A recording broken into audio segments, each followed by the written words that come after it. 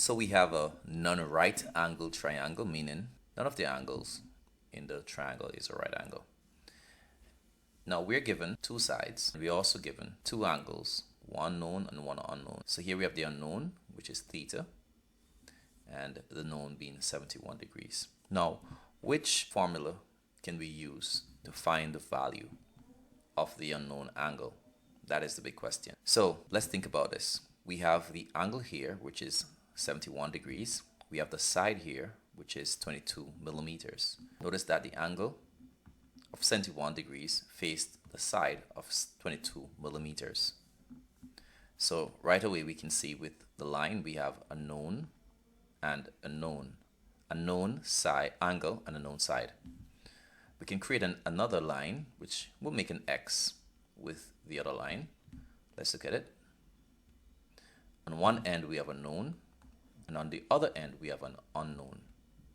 As long as you have this situation, we have three knowns and one unknown in an X, then you use the sine rule.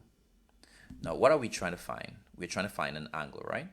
So we're going to have sine of the angle we're trying to find over the side that it faces. In this case, theta is over 22 millimeters.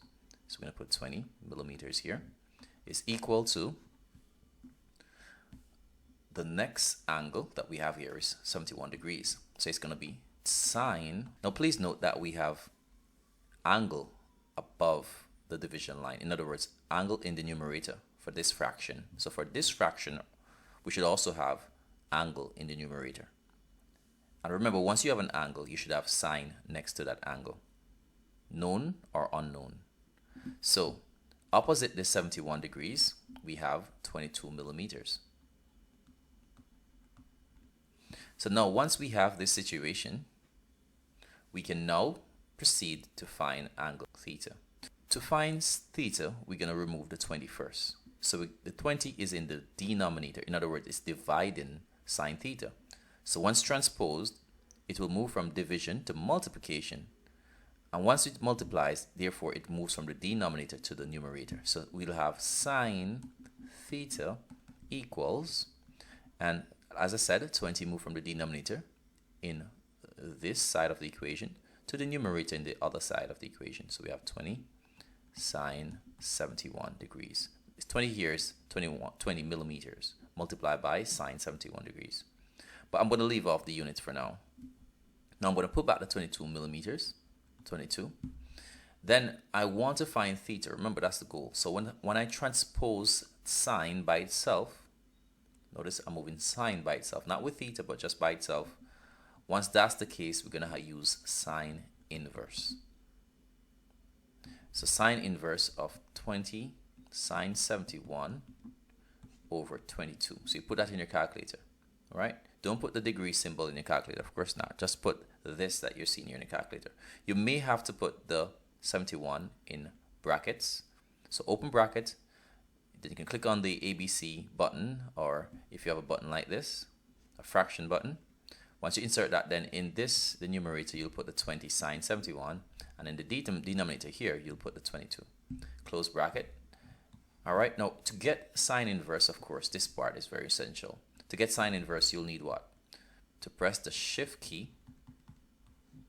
You may not have a shift key on your calculator. It could be this key that says second function. So either one of these, and then you press sine. Your calculator will display what? Your calculator will display sine inverse as a result. Open bracket. And so here, you will enter the information. 20 sine 71 divided by, so careful when you're entering this. So you say 20 sine, open bracket, 71, close bracket, then put division, and then press 22. Then, of course, you close bracket. Remember, you want to close this bracket when you're done. And you should get what value? 0.26747,808. All right, that's what's displaying on the calculator. I'm sure they have more digits, but this is what my calculator can hold. So theta, the unknown angle here that I'm trying to find, let's say to 3 significant figures. The first non-zero digit is my first significant, so that's 5. my second significant figure. And the third one, which is the last of the significant figures I want, I would have to check the next digit. This next digit is 6. Falls in the category of 5 or more. So I'll add a 1 to this 2. That will be 3. So it's 59.3 degrees. Remember, my angle should be in degrees.